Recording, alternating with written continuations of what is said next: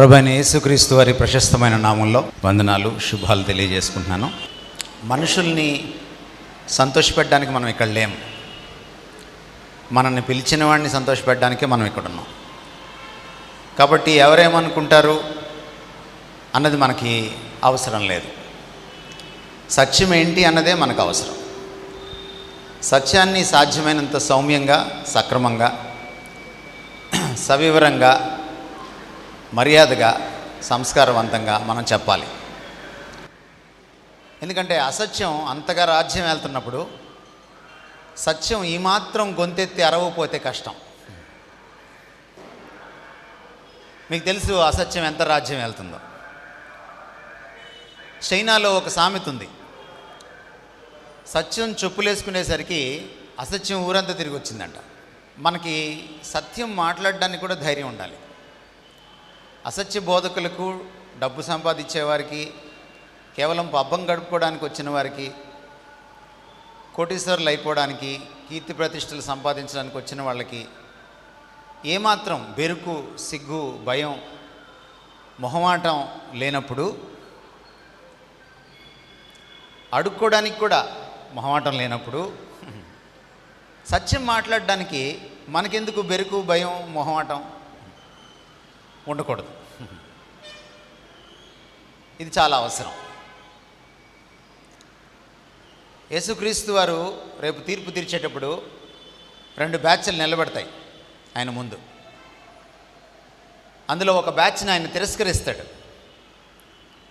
ఒక బ్యాచ్ తమ గురించి తామే ఆయన ఎదుట సాక్ష్యం చెప్పుకుంటుంది. ఆ సెల్ఫ్ డబ్బా కొట్టుకున్న, సెల్ఫ్ సాక్ష్యం చెప్పుకున్న బ్యాచ్ని ఆయన తిరస్కరిస్తాడు. మత్తయి సువార్తలో మీకు కనపడుతుంది ఆ విషయం. రెండో బ్యాచ్ నోటి మీద వేలేసుకొని నిలబడుతుంది. వాళ్ళ గురించి ఆయన సాక్ష్యం చెప్తాడు. యేసుక్రీస్తు వారు తిరస్కరించిన మొదటి బ్యాచ్ దైవజనులే. మీరు వాక్యం జాగ్రత్తగా చదివితే, నీ నామమున దయ్యములను వెళ్ళగొట్టలేదా? వాళ్ళు సామాన్య విశ్వాసులు కాదు, ద సో కాల్డ్ దైవజనులు, దైవజనులుగా పేరు పొందినవారు. నీ నామమున ప్రవచించలేదా? ఎవరు వీళ్ళు? దైవజనుల బ్యాచ్. ఈ రిఫార్మ్డ్ కాన్ఫరెన్స్ 2024కి వచ్చినటువంటి ఈ దైవజనులు ఆ మొదటి బ్యాచ్లో ఉండకూడదు అన్నది మా తపన. మీరు రెండో బ్యాచ్లో ఉండాలి. మీ గురించి ఆయన సాక్ష్యం చెప్పాలి, మీరు చెప్పుకోకూడదు. సో మనకి ఆ సన్నివేశం చూసినప్పుడు మనకేం అర్థమవుతుందంటే, ఫేక్ దైవజనులు ఉంటారు అని వాక్యం మనకి పరోక్షంగా చెప్తుంది. ఫేక్ అంటే తెలుసు కదా మీకు,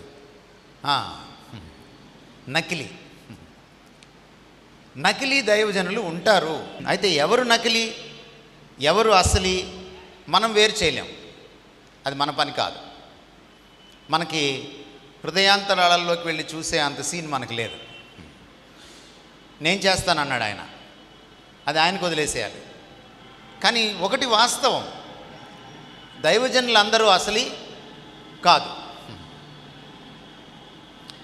యేసుక్రీస్తు వారు వచ్చేటప్పటికి ఈ నకిలీ దైవజనులు మెజారిటీ అవుతారు, వాళ్ళు అసలీ దైవజనులు మైనారిటీ అవుతారు. ఇది కూడా మీరు గమనించాలి.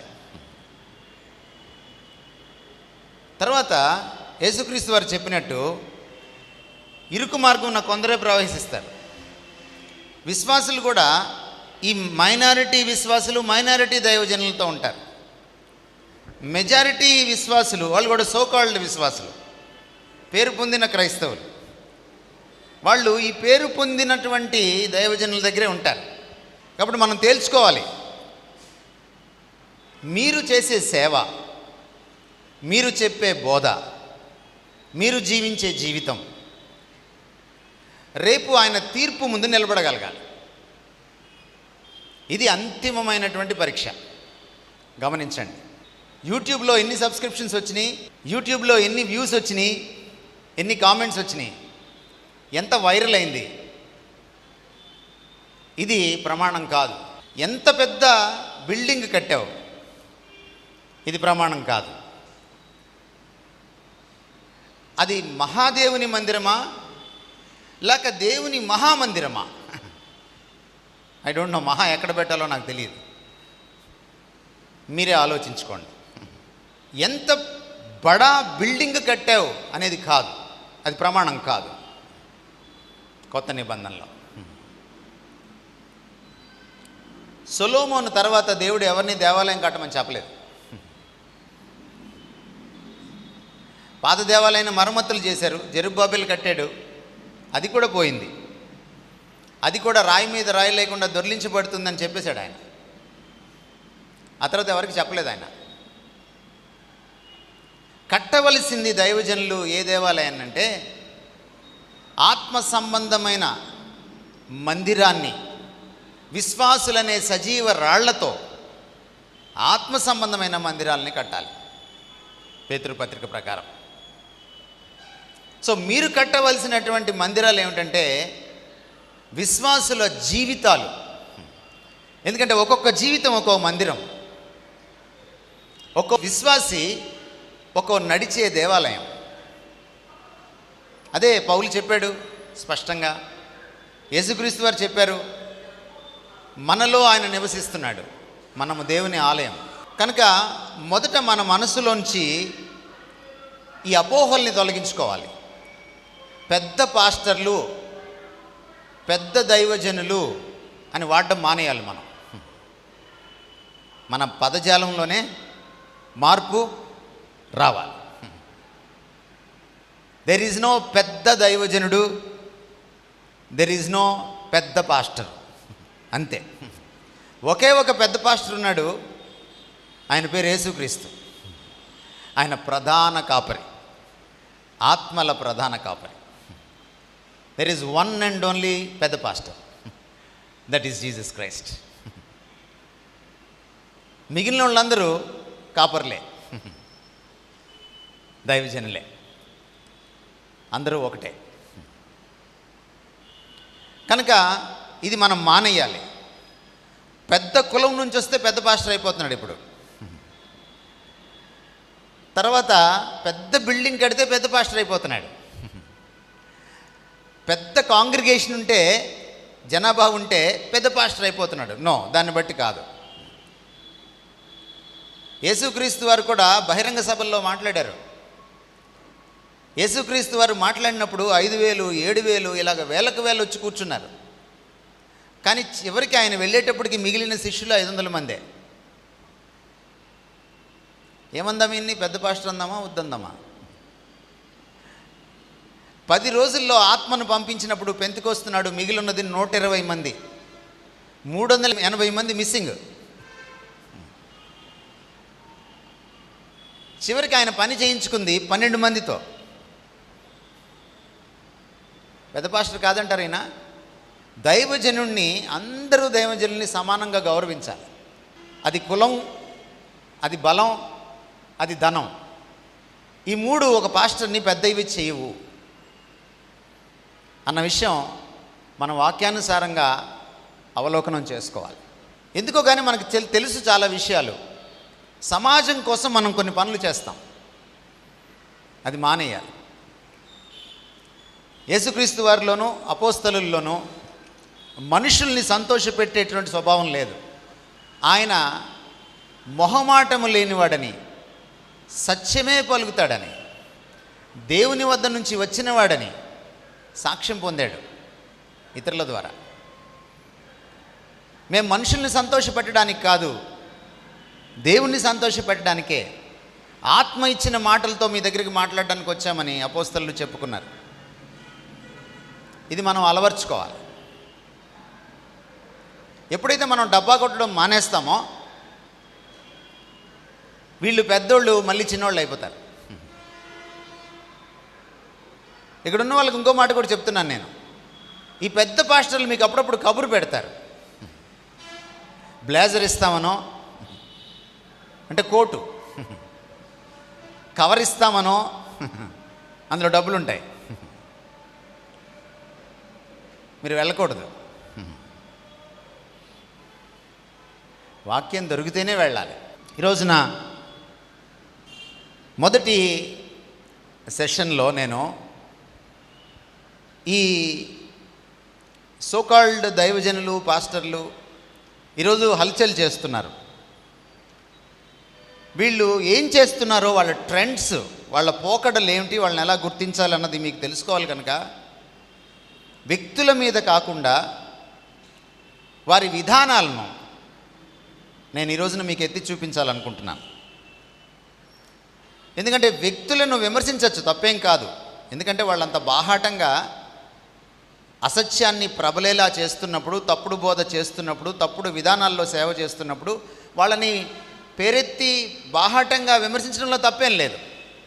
వాళ్ళ వ్యక్తిగత విషయాలు మనమేం మాట్లాడట్లా, వాళ్ళ పరిచర్య విధానాన్ని మాత్రమే మనం విమర్శిస్తున్నాం, తప్పు లేదు. కానీ ఒక వ్యక్తిని విమర్శిస్తే ఒక సమస్య ఏమిటంటే, ఈ తప్పుడు విధానంలో చాలామంది ఉంటారు. రేపొద్దున కొత్త వ్యక్తి వస్తాడు. కాబట్టి వ్యక్తి కాదు మనకి ఇక్కడ. ఏది తప్పుడు బోధ, ఏది తప్పుడు విధానం, ఏది తప్పుడు ఆలోచన సరళి, ఏది వాక్య విరుద్ధం మనం తెలుసుకోవాలి. అప్పుడు ఎంతటి మహానుభావుడు వచ్చినా ఇతను చెప్తుంది తప్పుడు బోధ, ఇతను చేస్తున్నది తప్పుడు విధానము, తప్పుడు పరిచర్య అని మనకు అర్థమైపోతుంది. కాబట్టి నేనేం చేస్తున్నానంటే, ఈ తప్పుడు విధానము, తప్పుడు సిద్ధాంతాన్ని, తప్పుడు ఆలోచన సరళిని, తప్పుడు బోధనా విధానాన్ని, తప్పుడు పరిచర్య విధానాన్ని నేను ఎత్తి చూపబోతున్నాను. వ్యక్తుల మీద నేను కాన్సన్ట్రేట్ చేయట్లేదు. మొదటి విషయం, నేమ్ అండ్ ఫేమ్. మీరు తెలుగులోనూ ఇంగ్లీష్లోనూ రాసుకోవచ్చు, మీకు ఏ భాష బాగా వస్తే అలా రాసుకోవచ్చు. నేమ్ అండ్ ఫేమ్ అంటే కీర్తి ప్రతిష్టల కోసం మొదటి పోకడ.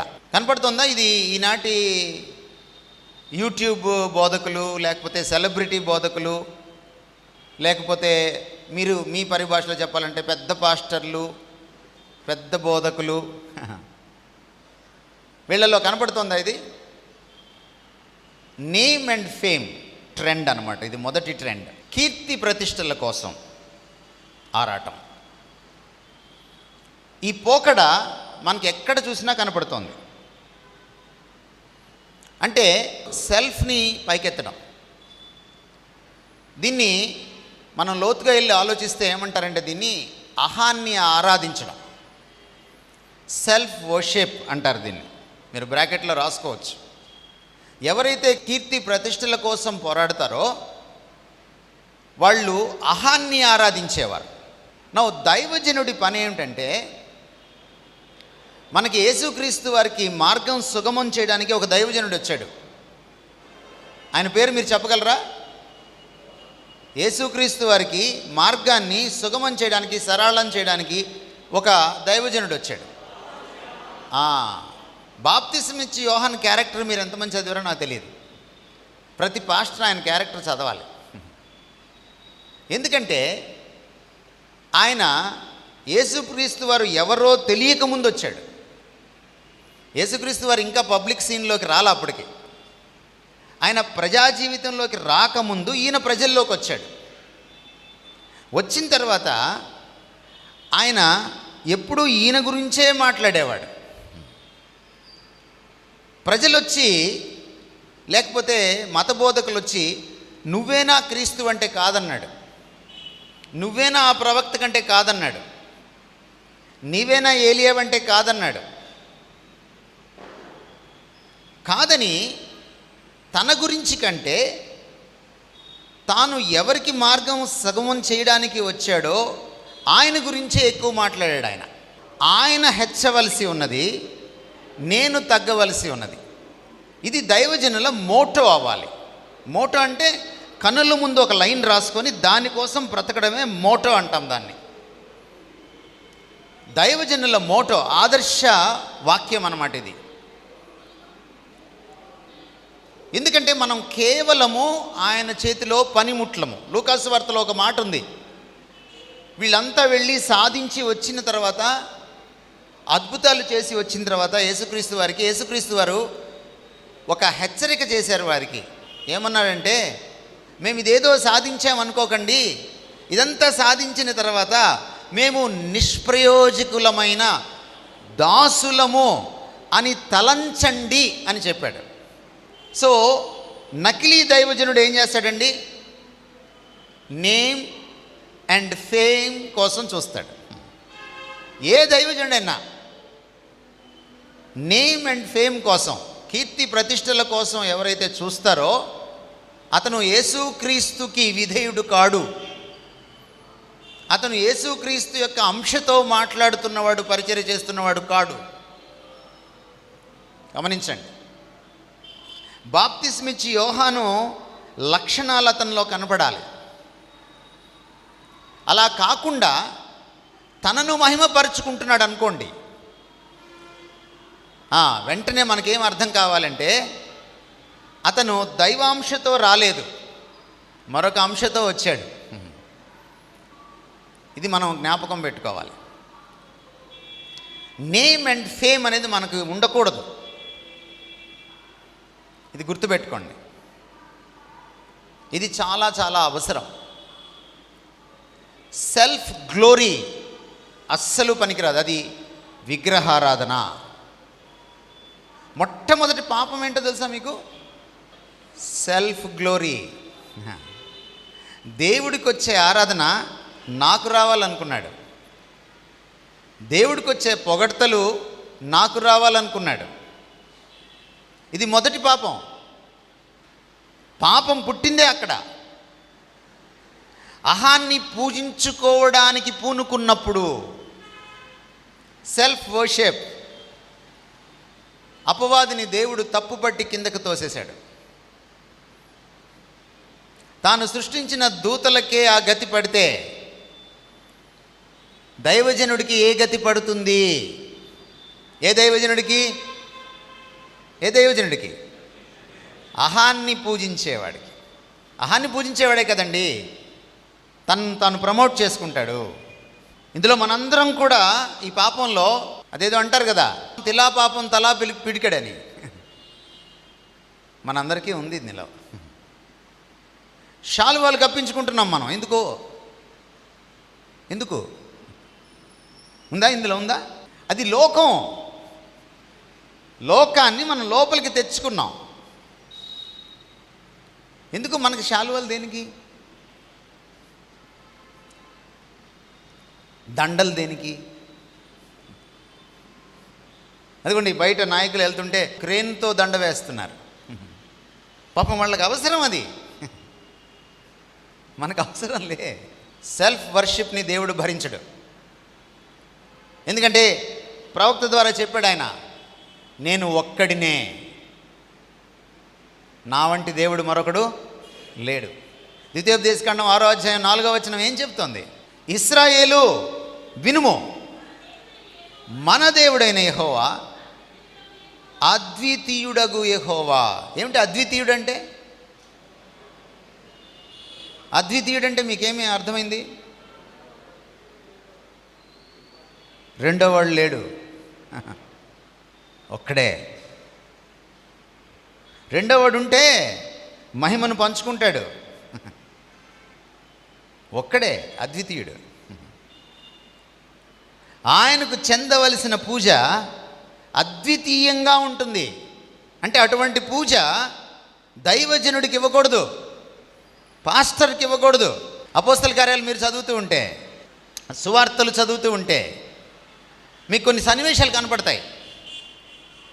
ఆ సన్నివేశాల్లో యేసుక్రీస్తు వారు ఖండించారు. పరిసయ్యులు, శాస్త్రులు తమను తాము పెద్ద పీఠాల మీద కూర్చోబెట్టుకోవడానికి ప్రయత్నం చేసినప్పుడు ఆయన దాన్ని ఖండించాడు, తూర్పారబట్టాడు. ఒక సన్నివేశం మీకు గుర్తు చేస్తాను, మీకు బాగా గుర్తుండే ఉంటుంది. హేరోద్ అని ఒక రాజు ఉన్నాడు. వాడు ఒక రోజున ఒక ఫంక్షన్ చేసుకున్నాడు. ఆ ఫంక్షన్లో ఈ రాజుగారు నిలబడి మాట్లాడారు. మాట్లాడగానే చప్పట్లు కొట్టినట్టు కొట్టారు. కొట్టారు. మా దేవుడు అన్నారు. ఈయన మనుషులు మాట్లాడలేదు, దేవుడే దిగి వచ్చి మాట్లాడాడు అన్నారు. అనింది ఎవరు? ప్రజలు. మాట్లాడింది ఎవరు? రాజు. అనమన్నాడు అయినా? అనమనలేదు పాపం. వాళ్ళు అన్నారంతే. చచ్చిందెవరు? చచ్చిందెవరు? రాజు.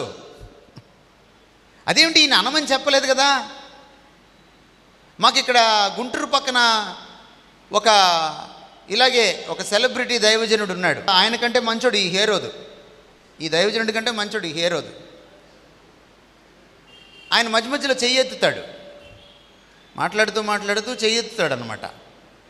అంటే వాళ్ళ చర్చిలో ఉన్న వాళ్ళకి సిగ్నల్ అనమాట చప్పట్లు కొట్టమని. సాధారణంగా డైలాగ్ బాగుంటే మనమే చప్పట్లు కొట్టాలి. అసలు చర్చిలో చప్పట్లు కొట్టడమే కరెక్ట్ కాదు. డైలాగులకి, పాస్టర్లకి చప్పట్లు. ఇంకా ఏలలు ఇంకా రాలేదు, వస్తాయి, ఏలలు కూడా వస్తాయి త్వరలోనే. ఈయన మధ్యలో చెయ్యెత్తుతాడు. చెయ్యెత్తంగానే ప్రసంగం మధ్యలో, అంటే ఈ డైలాగ్ ఈయనకే నచ్చుద్ది అనమాట. ఈయనకే సెల్ఫ్ను పూజించడం అంటే అదే. ఈయన డైలాగ్ ఈయనకే నచ్చేస్తే మధ్యలో చెయ్యెత్తుతాడు. చెయ్యెత్తంగా అందరూ చప్పట్లు కొడతారు. పాపం యూట్యూబ్ చూసే వాళ్ళకి తెలియదు ఏం కొడుతున్నారు చప్పట్లు అనుకుంటారనమాట. పాపం ఈ హీరో చాలా మంచోడు ఈయనకంటే. ఈయన చెయ్యెత్తి చప్పట్లు కొట్టమని సిగ్నల్ ఇవ్వలా. కానీ చచ్చిపోయింది ఎవరు? పురుగులు పడి. ఎందుకంటారు? ఈయన యూదుడు, ఈయనకి ధర్మశాస్త్రం తెలుసు, ఈయనకి వాక్యం తెలుసు. ఒక రాజు, యూదా రాజు గద్దెనెక్కేటప్పుడు చేయవలసిన మొదటి పని ఏంటో తెలుసా? యాజకుడి దగ్గరికి వెళ్ళి ధర్మశాస్త్రం తీసుకోవాలి. తీసుకొని సొంతకు రాయాలి. ఈరోజు బైబిల్ మోసేవాడు ఒకడు ఉన్నాడు కదా మనకి. చెప్పులు మోసేవాడు ఒకడు, బైబిల్ మోసేవాడు ఒకడు, నీళ్ళ బుడ్డి మోసేవాడు ఒకడు. అట్ట కుదరదు. రాజుగారు ఆయన బైబిల్ ఆయన కాపీ రాసుకోవాలి. ప్రింటింగ్ ప్రెస్లు లేవు ఆ రోజుల్లో. కాపీ రాసుకొని అప్పుడు పరిపాలన స్టార్ట్ చేయాలి. మీకేమర్థమైంది దీన్ని బట్టి? వాక్యం ఎరిగిన వాడు రాజు, యూదా రాజు. రాజు ఎందుకు చచ్చిపోయాడంటే ఇక్కడ ఇతనికి వాక్యం తెలుసు. ఈ బైబిల్ దేవుడు ఎవరో తెలుసు. ఈ బైబిల్ దేవుడు ఎంత రోషము గల దేవుడో తెలుసు. వాళ్ళు అన్నారు ఇతన్ని దేవుణ్ణి చేశారు. ఇతను చేయవలసిన పని ఏంటి? వెంటనే ఖండించాలి. ఎందుకు చచ్చిపోయాడు అతను? ఖండించినందుకు చనిపోయాడు. మీకు అర్థమైందా ఈ దేవుడి రోషం ఏమిటో?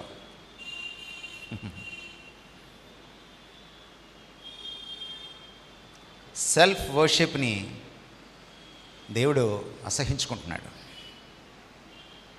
నువ్వు దైవజనుడు అయితే ఆయనకేమిటి?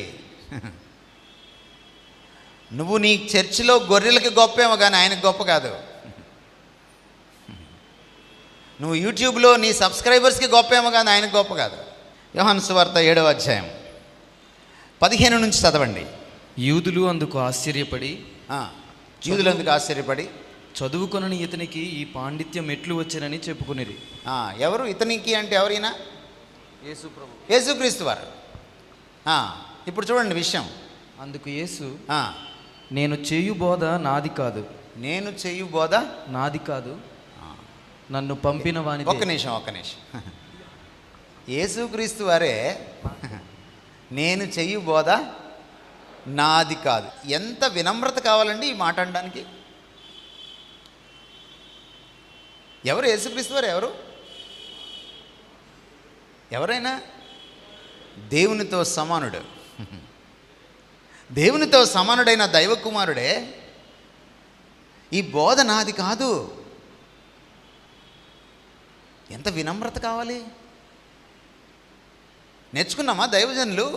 ఈయన పాదాల దగ్గర నేర్చుకున్నామా? ఎందుకు ఈ సెలబ్రిటీ స్పీకర్లని మాలాంటి వాళ్ళు ఎందుకు ఎదిరిస్తున్నారు? కారణం ఇదే. ఇప్పుడు ఆయన ఒక అద్భుతమైన విషయం చెప్పాడు, చదవండి డాని. ఎవడైనను ఆయన చిత్తము చొప్పున చేయ నిశ్చయించుకుని ఎడల ఆ బోధ దేవుని వలన కలిగినదో లేక నా అంతటా నేనే బోధించుచున్నానో వాడు తెలుసుకొనును. రైట్. ఎవరికి అర్థమవుద్దండి?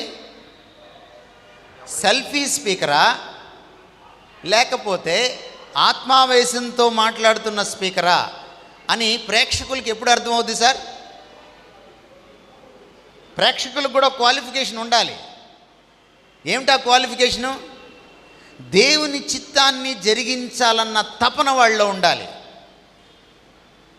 ఎవడైతే దేవుని చిత్తాన్ని జరిగించాలనుకుంటాడో, జరిగించడానికి పూనుకుంటాడో ఆ క్రైస్తవుడికి, ఆ క్రైస్తవురాలికి మాత్రమే ఇది సెల్ఫీ బోధ కాదా తెలుస్తుంది. ఎందుకు యూట్యూబ్లో ఇన్ని లైకులు, ఎందుకు యూట్యూబ్లో ఇన్ని వ్యూస్, ఎందుకు ఇంతమంది జనం ఆ చర్చికి? ఇదిగో ఈ గొర్రెలకి దేవుని చిత్తాన్ని చెయ్యాలన్న తపన లేదు. అందుకనే మనుషులు పైకెత్తిన వాడిని చూసి ఇతను పెద్ద పాస్టర్ అని మీరు అనుకోకూడదు. నెక్స్ట్ లైన్ చదవండి. తనంతట తానే బోధించువాడు స్వకీయ మహిమను వెదుకును. ఎస్, కానీ చాలు. ఇప్పుడు వచ్చాను, సబ్జెక్ట్ వచ్చేసింది. ఎవరు సెల్ఫీ స్పీకరు? దేవుని అంశాతంలో ఉండదు. ఎప్పుడైతే నేను అంటాడో, ఎప్పుడైతే తన్ను తాను ప్రచారం చేసుకుంటాడో, హూ ఇస్ హీ? ఆయన దేవుడి దగ్గర నుంచి వచ్చినవాడు కాదు. మేబీ మారుమనసు పొంది ఉండొచ్చు, మేబీ దైవజనుడు కూడా అయి ఉండొచ్చు. కానీ ఆ ప్రసంగం, ఆ పరిచర్య ఆయన అంశ కింద, ఆయన అధికారం క్రింద, ఆయన అభిషేకం కింద మాట్లాడట్లేదు, చెయ్యట్లేదు. చెప్పేశారు యేసుక్రీస్తు వారు, పక్కాగా బ్లాక్ అండ్ వైట్లో చెప్పేశారు. నెక్స్ట్ లైన్ చదవండి ఇప్పుడు. కానీ తన్ను పంపిన వాని మహిమను వెదుకువాడు, కానీ తన్ను పంపిన వాని మహిమను వెదుకువాడు సత్యవంతుడు. సత్యవంతుడు. సత్యబోధ చేస్తాడు అతను. గమనించారండి మీరు? యేసుక్రీస్తు వారు బోధకుడేనా? బోధకుడేనా చెప్పండి, కాదా? ఆయన ఏమని పిలిచారు? రబ్బీ. రబ్బీ అంటే ఎవరు? గురువుగారు, టీచరు, బోధకుడు. రబ్బీ అన్నప్పుడు ఆయన అంగీకరించాడు, దాన్ని అంగీకరించాడు. బోధకులందరిలో ఉత్తమ బోధకుడు ఆయన. ఒప్పుకుంటారా? ఏది చెప్తాడో అది చేస్తాడు, ఏది చేస్తాడో అది చెప్తాడా? ఆయన బోధలో ఎప్పుడైనా అసత్యం తొణికిసలాడిందా? లేదు. మరి ఈ మాస్టర్ ప్రీచర్, ఈ పరమ గురువు, ఈ పరమ బోధకుడు ఎవరిని మహిమపరిచాడు? తను పంపిన వాణిని మహిమపరిచాడు. నా ఈరోజు ప్రశ్న ఏమిటంటే, తమరు పరిచర్య చేస్తున్నప్పుడు, ప్రబోధం చేస్తున్నప్పుడు ఎవరిని మహిమపరుస్తున్నారు? సాక్షాత్తు దైవ కుమారుడే వచ్చి తన డబ్బా తాను కొట్టుకోకుండా తండ్రిని మహిమపరిస్తే మనం ఏ పాటి వాళ్ళం? మన దగ్గర కొంతమంది ఉంటారు, మన గొర్రెల్లో అడుగులు మడుగులు ఎత్తేవాళ్ళు, ఐగారు ఐగారు అనేవాళ్ళు. పక్కనే వచ్చి మన బ్యాగ్ పట్టుకుంటాను, లేకపోతే ఇంకేదో చేస్తాను అనేవాళ్ళు. వాళ్ళని మనం మన దగ్గర పెట్టుకోకూడదు. కొంతమంది ఉంటారు, చిడతలు తీసుకొని వస్తారు మన దగ్గరికి, చిడతలు వాయిస్తూనే ఉంటారు మన చుట్టూ చేరి. వాళ్ళని దగ్గర పెట్టుకోకూడదు మనం. చిడతలు వాయించడం అంటే తెలుసు కదా మీకు, భజన భజన. మీరేం చేయాలి? వాళ్ళ నోళ్ళు మీరే మూయించాలి, వాళ్ళ దగ్గరికి రానికూడదు. ఎందుకంటే ఈ దేవుడు అద్వితీయుడు, తన మహిమను ఎవరితో పంచుకోలేడు, అంతటి రోషం కలిగినవాడు. నిజమైన దైవదాసుడు ప్రభువు నామం పట్ల ప్రభువుకి ఎంత రోషం ఉందో, ప్రభువు నామం పట్ల దైవజనుడికి అంత రోషం ఉండాలి. నేను చెప్తుంది అర్థమవుతుందండి మీకు? ప్రభువు నామానికి ఏదైనా భంగం కలిగితే ఆయన ఎంతగా రియాక్ట్ అవుతాడో, ప్రభువు నామానికి తన వల్ల భంగం కలిగినా అంతగా రియాక్ట్ అయ్యే దైవజనులు మనకు కావాలి. రెండో విషయం మీ దృష్టికి తీసుకొస్తున్నాను. నేమ్ అండ్ ఫేమ్ అయిపోయింది, మనీ అండ్ మినిస్ట్రీ. ఇది రెండో ట్రెండ్. మనీ ఎంత దూరం వెళ్ళిపోయిందంటే, ఈరోజు ఇది లేకుండా ప్రార్థన కూడా చేయట్లేదు దైవజనులు. ఏంటది? ప్రసంగమే కాదు, ప్రార్థన కూడా చేయట్లేదు. ఎంతమంది దైవజనులు ఇంటికి వెళ్ళి ప్రార్థన చేస్తే డబ్బు ఆశించను, అడగను కాదు, అడగడం కంటే ఇంకా మించింది ఆశించకపోవడం కదండి. నేను అడగకపోవడమే కాదు, ఆశించను కూడా.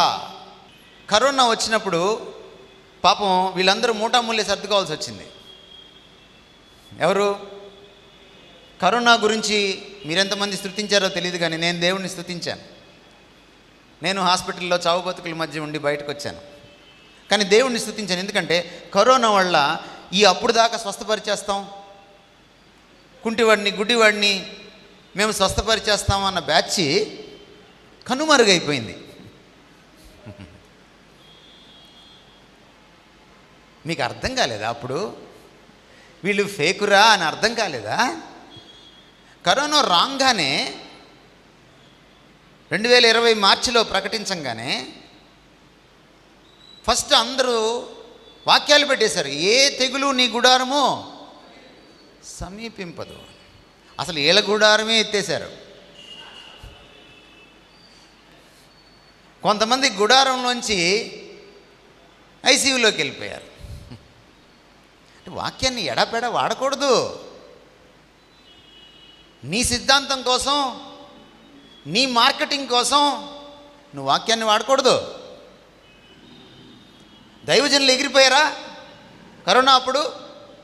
మరి ఏ తెగులు గుడారం సమీపించదంటే ఏమిటి? నీ పక్కింటోడు వాక్యం చూశాడు అనుకో, అమ్మ మీ పాస్టర్ గారు ఏ తెగులు గుడారం సమీపించదని అన్నావు, చెప్పారన్నావు, నీ వాట్సాప్లో చూపించావు, మీ పాస్టర్ గారే పోయారు ఏంటమ్మా అని అడిగితే ఏం సాక్ష్యం చెప్తావు? ఒక 2 ఏళ్ళు అయిందో లేదో, అది 3 దఫాల్లో 4 దఫాల్లో వచ్చింది కదా కరోనా. మనోళ్ళు కరోనాకి కూడా ఎదుర్కోవడానికి కరుడు కట్టిపోయారు. కొత్త పథకం వేశారు. కొత్త పథకం వేసి కొత్త స్కీముతో వచ్చారు. ఏమిటంటే ఆన్లైన్లో ఉపవాస ప్రార్థన. ఆన్లైన్లో ఏమిటి ప్రార్థన ఏమిటి? అది కూడా ఉపవాస ప్రార్థన ఏమిటి? మత్తయి సువార్త చదవండి. ఉపవాస ప్రార్థన ఎలా చేయమన్నాడు యేసుక్రీస్తు వారు? రహస్యంగా చేయమన్నాడు. తలుపులు వేసుకోమన్నాడు, తలంటు పోసుకోమన్నాడు. రహస్యమందు నీ తండ్రికి మొరపెట్టినప్పుడు నీ తండ్రి నీ ప్రార్థన ఆలకిస్తాడు అన్నాడు. తెలీదా మీకు వాక్యం? ఆన్లైన్లో ఉపవాస ప్రార్థన ఏమిటండి? పోనీ ఆన్లైన్లో ఉపవాస ప్రార్థన చేసినప్పుడు ఈ ప్రార్థనా పరురాలు ఎక్కడుంటుంది? వాళ్ళ ఇంట్లోనే ఉంటుంది. ఆన్లైన్లో మళ్ళీ జూము. సరే చేస్తే చేశారు. మళ్ళీ కింద ఫోన్పే, జీపే, పేటిఎం. అది ఎందుకు? నువ్వు నీ ఇంట్లోనే ఉంటివి, నేను నా ఇంట్లోనే ఉంటిని, మళ్ళీ ఇదెందుకు? మీకు అర్థం కాలేదా? ఇది ప్రేయర్ మీటింగ్ కాదు. ప్రార్థన పేరిట వీళ్ళు వసూలు రాజాలు, collection kings and collection queens. మంచి క్వీన్స్ కూడా వచ్చేసారు, కలెక్షన్ క్వీన్స్ కూడా వచ్చేసారు. మీకు అర్థమైందా? క్రైస్తవుడు అయినటువంటి దైవజనుడు అయినటువంటి నువ్వు కరోనాలో కూడా ప్రేయర్ పెట్టి డబ్బులు ఇవ్వమని అడుక్కుంటున్నావంటే నీకు డబ్బు పిచ్చి ఎంత పట్టేసింది. వీళ్ళ గురించి వాక్యం చెప్తుంది, చాలా విషయాలు చెప్తుంది. అపోస్తల కార్యాలు 8వ అధ్యాయం మీరు చదివితే అక్కడ ఒకడు కనపడతాడు. అపోస్తలతో పాటే తిరిగాడు వాడు. బాగానే ఉంది, మారుమనసు పొందాడు, బాప్తిస్మం తీసుకున్నాడు, అంతా బాగానే ఉంది. వాళ్ళతో పాటే తిరిగాడు. ఈలోపు అపోస్తలు చెయ్యేసి ప్రార్థన చేస్తే ఆత్మ రావడం చూశాడు. చూసి వెంటనే అపోస్తలుని ఏమన్నాడు? వాళ్ళ దగ్గర డబ్బు మూట పెట్టాడు. డబ్బు మూట పెట్టి ఏమన్నాడు?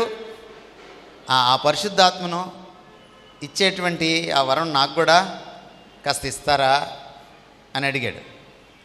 అపోస్తలు మామూలుగా రియాక్ట్ అయ్యారా? అవ్వలా.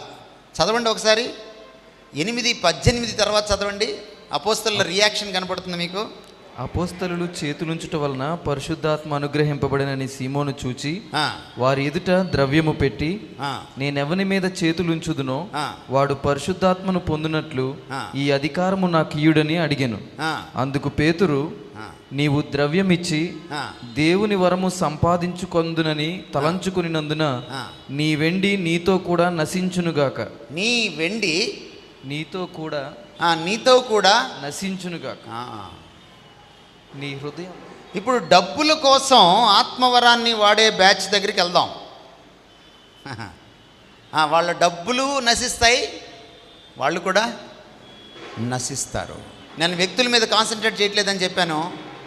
పరిశుద్ధాత్మను అమ్ముకుండేవాడు ఒకడు మన తెలుగు రాష్ట్రాల్లో ఉన్నాడు. తెలుసా మీకు? తెలుసా? ఆయన కూడా పెద్ద పాస్టరు. స్టేజ్ మీద కూర్చొని వరుసగా బారులు తిరిగి వస్తుంటే క్రైస్తవులు సంచి ఒకటి పెట్టుకొని 500కి పరిశుద్ధాత్మని ఇస్తానని కూర్చొని వచ్చిన వాళ్ళకి 500 తీసుకొని సంచిలో వేసుకొని వాళ్ళని ఇలా అనేస్తున్నాడు అనమాట. ఆత్మ వచ్చింది పో అంటున్నాడు. టీవీలో చూడలేదా? ఒక ఆవిడ 200 తెస్తే తిట్టాడు ఆవిడ్ని. అంత చీప్ అయిపోయాడా పరిశుద్ధాత్ముడని? అంటే 500కి చీపు కాదా? ఇదిగో ఈ సీమోన్లు ఉన్నారు. యూదా పత్రిక 11. అయ్యో వారికి శ్రమ, అయ్యో వారికి శ్రమ. వారు కయ్యను నడిచిన మార్గమున నడిచిరి, బహుమానము పొందవలనని బిలాము నడిచిన తప్పు త్రోవలో ఆతురముగా పరుగెత్తిరి. బహుమానం పొందవలనని బిలాము నడిచిన బిలాములు వీళ్ళు. బిలాము కథ మీకు తెలుసు కదా. ఎందుకు రాయించారండి ఈ కథలు? ఎందుకు రాయించారు? ఈ నిజ గాథలు ఎందుకు రాయించారు? మనకి బుద్ధి చెప్పడానికి, దృష్టాంతములుగా రాయించారు. కానీ మనకు బుద్ధి ఎందుకు రావట్లేదు? మిమ్మల్ని మీరు చీప్ చేసుకోవడం కాకుండా మీ ప్రభువుని కూడా అన్యుల ముందు చీప్ చేస్తున్నారు మీరు. మళ్ళీ స్టేజ్ మీద వర్షిప్ చేసేటప్పుడేమో కింగు కొడుకుని కింగు, డబ్బులు అడుక్కుంటేటప్పుడు మాత్రం కింగు కాదు. ఏమండి, నువ్వు కింగు అయితే ఎందుకు బిల్డింగ్ కట్టడానికి, చర్చి కట్టడానికి డబ్బులు అడుగుతున్నావు? వర్షిప్ చేసేటప్పుడేమో నేను కింగ్ అంటావు. ఎందుకు అడుగుతున్నావు డబ్బులు? కింగ్ కొడుకు డబ్బులు అడుక్కుంటాడా? చెప్పండి సార్ నాకు. ఉదయం లేస్తే పచ్చి అబద్ధాలు డబ్బుల కోసం. మీటింగ్లు పెడతారు, పెట్టమని నీకు చెప్పారా ఎవరైనా? ఒకవేళ దేవుడు నీకు మీటింగ్లు పెట్టమని చెబితే దేవుడు నీకు డబ్బులు ఇస్తాడా? ఇవ్వడా? ఇస్తాడు. నువ్వెందుకు అడుక్కుంటున్నావు? భోజనాలకి ఇంత అయింది, కుర్చీలకి ఇంత అయింది, లైట్లకి ఇంత అయింది, ఇంకా 6 లక్షలు కట్టాలి.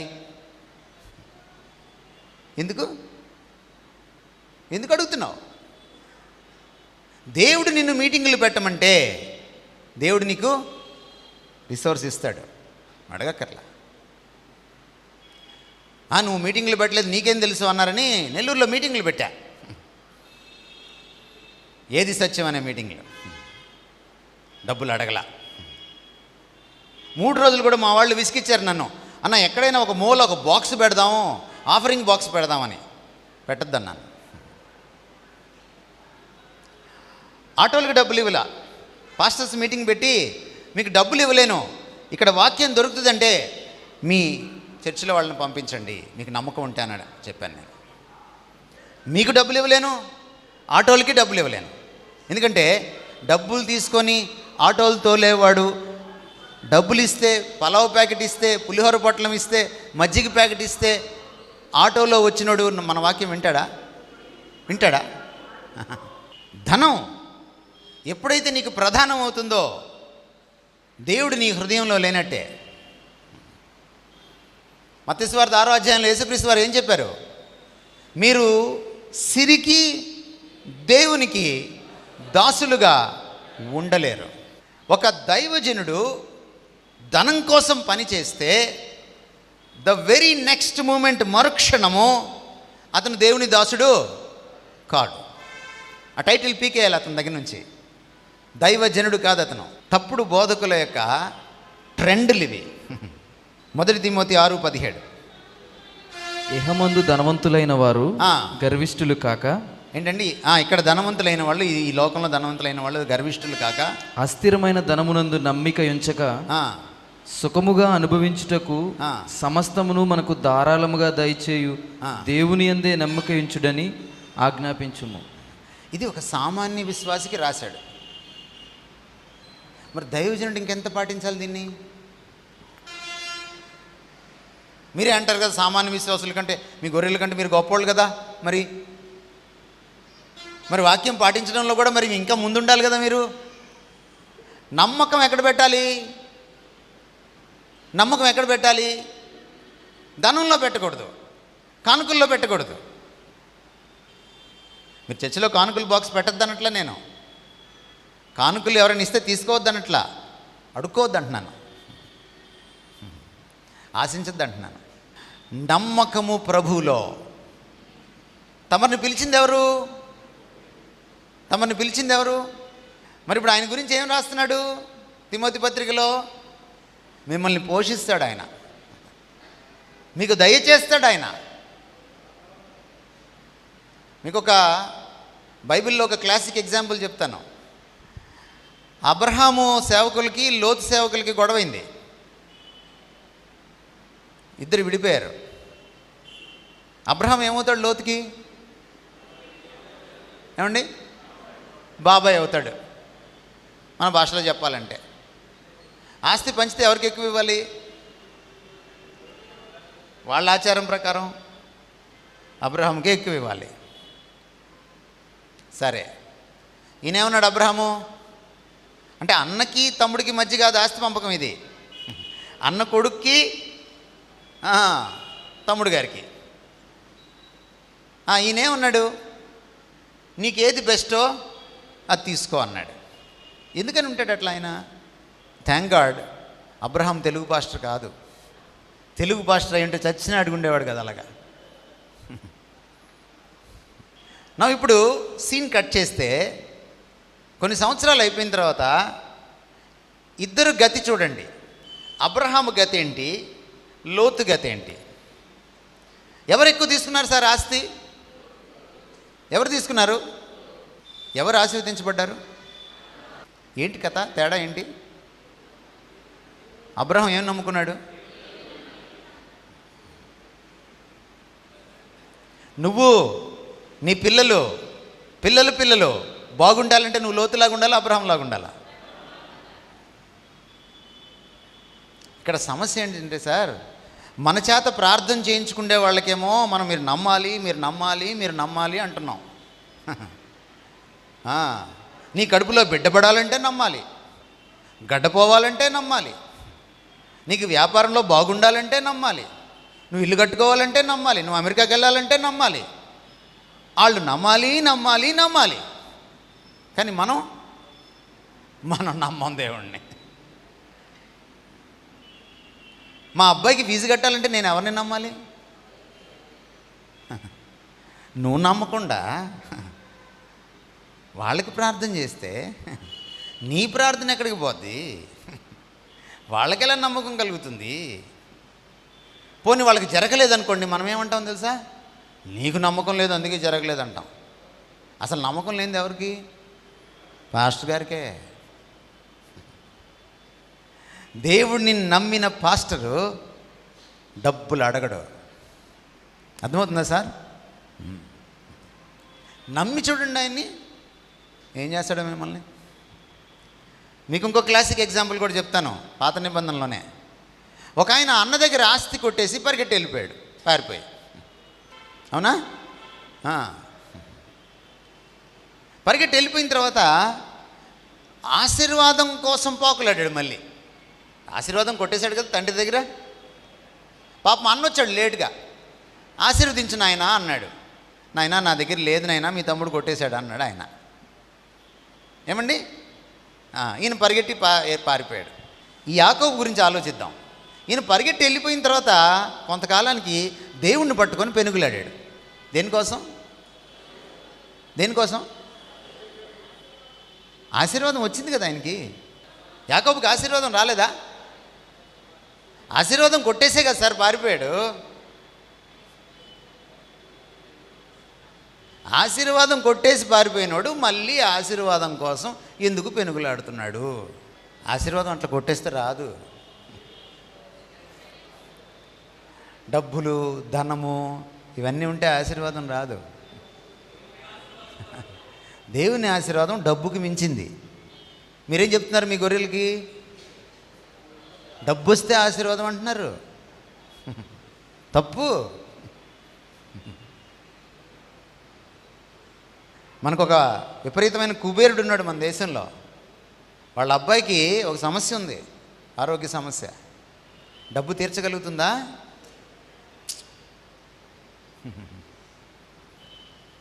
అర్థమవుతుందా మీకు? కారు, బంగళా, బ్యాంకు బ్యాలెన్సు ఆశీర్వాదం కాదు. ఒకవేళ ఈ ఆశీర్వాదం అయితే యాకోబు దేవుడితో పెనుగులాడాల్సిన పని లేదు. గుర్తుపెట్టుకోండి. దేవుడు ఆశీర్వదిస్తే జీరో కూడా హీరో అవుతాడు. మీరు డబ్బునే కానీ నమ్ముకుంటే, లోకంలో పరపతినే నమ్ముకుంటే మీరు హీరోలైన క్షణంలో జీరో అవ్వగలరు. ఒక్క చిన్న సూక్ష్మక్రిమి కరోనా చాలు మిమ్మల్ని జీరో చేయడానికి. మూడవ ట్రెండ్, ఫెయిత్ అండ్ ప్రేయర్. ఈ సోకాల్డ్ సెలబ్రిటీ స్పీకర్స్లో ఉన్న మూడవ ట్రెండ్ ఏంటంటే విశ్వాసము, ప్రార్థన. ఒకప్పుడు ప్రార్థన చేసుకుండేవాళ్ళు క్రైస్తవులు. మీ తల్లిదండ్రులను చూడండి ఒకసారి. మీ ఇంట్లో క్రైస్తవ సంప్రదాయం ఉండి ఉంటే, మీరు భక్తికి గల క్రైస్తవ కుటుంబంలో పుట్టి ఉంటే, మీ అమ్మ నాన్న కానీ మీ అమ్మమ్మ తాతయ్యలు కానీ ఎలా ప్రార్థన చేసుకుండేవారో మీరే సాక్షులు. కాదంటారా? అది ఒకప్పుడు ట్రెండ్, ప్రార్థన చేసుకోవడం. ఇప్పుడు ట్రెండ్ ఏంటంటే ప్రార్థన చేయించుకోవడం. మొన్న ఆ మధ్య నర్సాపూర్కి చెన్నై నుంచి ఒక సెలబ్రిటీ స్పీకర్ వచ్చారు. 10:30కి మీటింగ్ అయిపోయింది. ప్రార్థన చేయడం మొదలెట్టాడు. జనం క్యూ కట్టారు. ఉదయం 4 దాకా ప్రార్థన చేస్తూనే ఉన్నాడు ఆయన. అఫ్కోర్స్ కవర్లు కూడా తీసుకుంటూ ఉండుంటాడు, అది వేరే విషయం. ఎవరు చెప్పారు నీకు అలా ప్రార్థన చేయమని? యేసుక్రీస్తు ఎప్పుడైనా బారులు తిరిగి నిలబడండి, అయ్యగారు ప్రార్థన చేస్తారు, ఎప్పుడైనా చూసారా మీరు సీను? కొత్త నిబంధనలో, కొన్ని పాత నిబంధనలో చూసారా? నో. యేసుక్రీస్తుని అట్టి పెట్టుకొని అతి సమీపంగా ఆయన్ని గమనించినటువంటి శిష్యులు, మాకు ప్రార్థన చేయవా, మా అబ్బాయిని తీసుకొస్తాను ప్రార్థన చేయవా అని అడగలా. ఏమడిగారంటే నీలాగా ప్రార్థించడం మాకు నేర్పించమని అడిగారు. యేసుక్రీస్తు వారు గెత్సెమనీలోకి వెళ్ళినప్పుడు, అందరూ మోకరించండి, మీ తలల మీద చేసి ప్రార్థన చేస్తాను, నాకు సెలవుకి వెళ్ళిపోతున్నాను అనలేదు. మీరు ప్రార్థనలో ఉండండి అన్నాడు. నేను ఈరోజు ఇక్కడ ఉన్నటువంటి కాపరులను అడుగుతున్నాను, మీ కాంగ్రిగేషన్లో, మీ గొర్రెల్లో ఎంతమందికి ప్రార్థించడం నేర్పించారు మీరు? ప్రార్థన చేసుకోవడం నేర్పించారు మీరు? మా గుంటూరు నుంచి నెల్లూరుకు ఒక దైవజనుడు వచ్చాడు. పెద్ద మీటింగ్లు పెట్టారు, అందరం ఎంప్లాయీస్తో కలిపి మీటింగ్లు పెట్టారు. ఎందుకంటే ఎంప్లాయీస్కి జీతాలు బాగా వస్తాయి కదా. మొదటి వారంలో పెట్టారు. మొదటి వారంలో ఎందుకు పెట్టారో మీకు తెలుసు.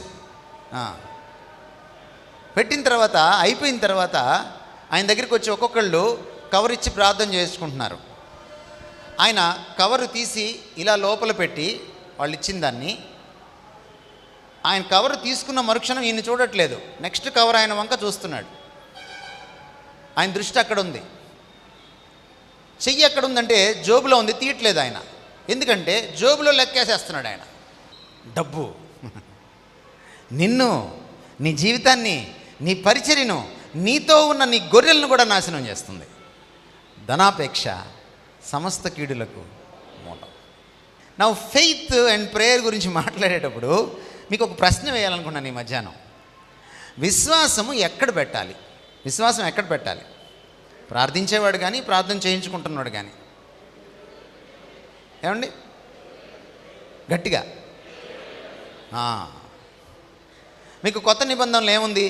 యేసు నామమందు నా నామమందు మీరేమి అడిగినను. ఏమిటి మీకేం అర్థమైంది? నామమందు అంటే మీకేం అర్థమైంది? అది వేరే మందు అనుకోకండి. ఏమిటది? ఏమర్థమైంది మీకు? నామం అంటే వ్యక్తిత్వం. యెహోవా తన నామాన్ని ప్రకటించాడు మోషే ముందు.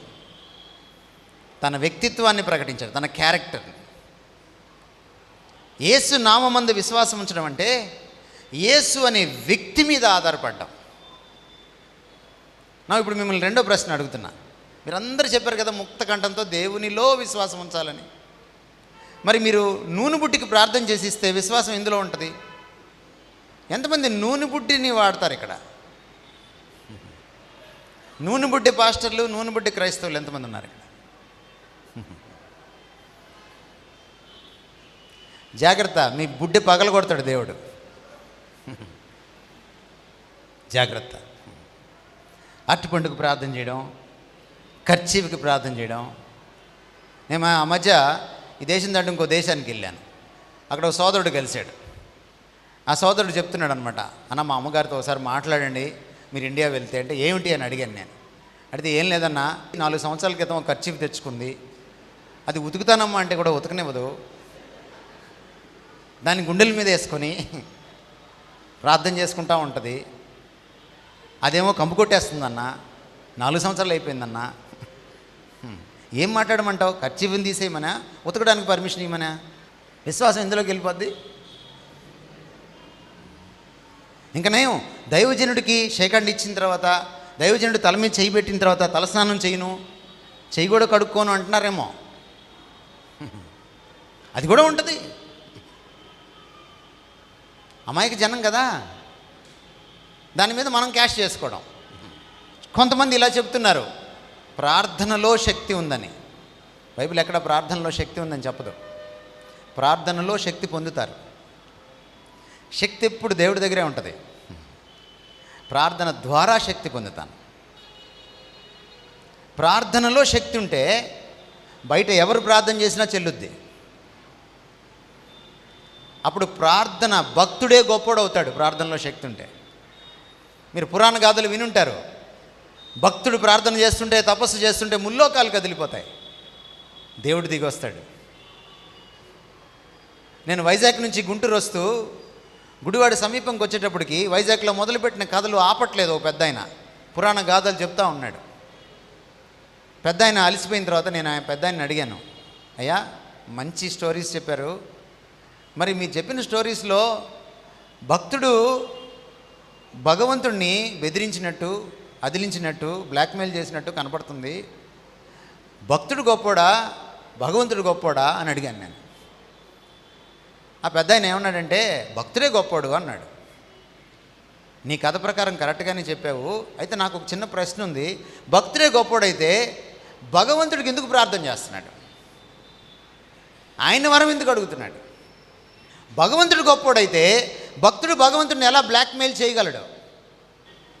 ఈ అన్య మతం నుంచి ఇందులోకి వచ్చేసారు కొంతమంది. వాళ్లే చెడగొట్టారు ఈ క్రైస్తవ్యాన్ని. అన్య మతంలో తాయెత్తులు కట్టించుకుంటారు. మహత్ ఎక్కడ ఉంటుంది? తాయెత్తులో ఉంటుంది. మనకి మహత్ ఎక్కడ ఉంటుంది? తన మహత్తు గల మాట చేత, ఆయన మాటలో ఉంటుంది.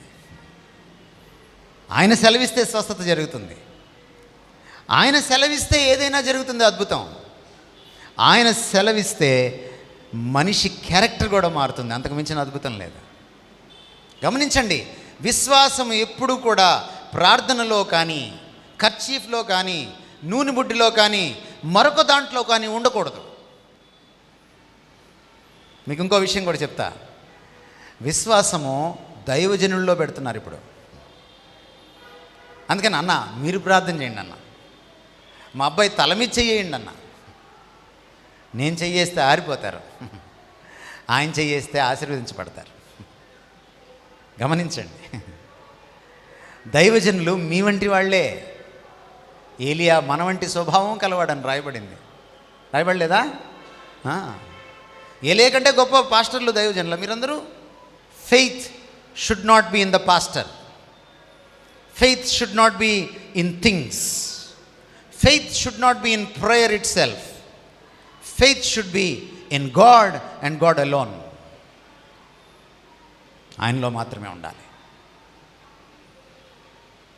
అందుకని ఆయన చెప్తున్నాడు, నా యందు ఎవరైనా ఒకవేళ అద్భుతాలు చేసినా ఆయన నామములో చేయవలసిందే. 12 సంవత్సరాల రక్తస్రావము రోగము కలిగిన ఒక స్త్రీ స్వస్థపడిన విధానం మీకు తెలుసు కదా. ఆమె ఎలా స్వస్థపడింది? వస్త్రపు చెంగు పట్టుకొని స్వస్థపడింది. ఈ ఎగ్జాంపుల్ నేను కావాలని తీసుకుంటున్నాను. వస్త్రపు చెంగు పట్టుకొని, యేసుక్రీస్తు వారి వస్త్రపు చెంగు పట్టుకొని స్వస్థపడింది కాబట్టి మేము ఈరోజు వస్త్రాలు పంచుతున్నామని మీరు అనొచ్చు. కానీ యేసుక్రీస్తు వారి రియాక్షన్ చూడండి. ప్రభావము నా వస్త్రముల నుంచి వెళ్ళిపోయింది అనలేదు ఆయన, నాలో నుండి వెళ్ళింది అన్నాడు. Read the Bible properly. అందరితో ఆగలేదు ఆయన. ఆయన ఆమెను వెతికి పట్టుకున్నాడు. స్వస్థత అయిపోయింది కదా. స్వస్థత అయిపోయిన తర్వాత ఇంకా ఏంటి ఆమెతో పని? వెతికి పట్టుకున్నాడు. ఆయన కలుసుకున్నాడు ఆమెను. ఇది చాలా అవసరం. ఎందుకంటే విశ్వాసం ఎక్కడ పెట్టాలి? ఆయనలో పెట్టాలి. వస్త్రాల్లో, బుడ్లలో, నూనె బుడ్లలో కాదు. Thank you so much. చిన్న ప్రార్థన చేస్తాను. నాయనా, అంత్య దినాల్లో నకిలీ ప్రవక్తలు, నకిలీ క్రీస్తులు, నకిలీ బోధకులు వస్తారని, భ్రమింపచేయు ఆత్మ ఉంటుందని, మేము విజ్ఞతతో, వివేచనతో నడుచుకోవాలని మీరు చెప్పారు. అసత్య ప్రబోధకుల పోకళ్లను మేము గుర్తించడానికి మాకు సహాయం దయచేయండి. నీ వాక్యంతో కలవడానికి, నీ ఆత్మ వెలిగింపులో, నడిపింపులో, శక్తి కింద ఎదిరించడానికి, గుర్తించడానికి మాకు కృప చూపించండి. దైవజనులందరినీ, దైవజనురాలను నీ పాద సన్నిధిలో జ్ఞాపకం చేసుకోండి. బ్లెస్సెడ్ టైంని దయచేయండి. నీ వాక్యపు ప్రత్యక్షతను మాకు దయచేయండి. సత్యాన్ని గ్రహించేటువంటి కృపను అనుగ్రహించమని యేసుక్రీస్తు వారి పేట వేడుకుంటున్నాము తండ్రి. ఆమేన్.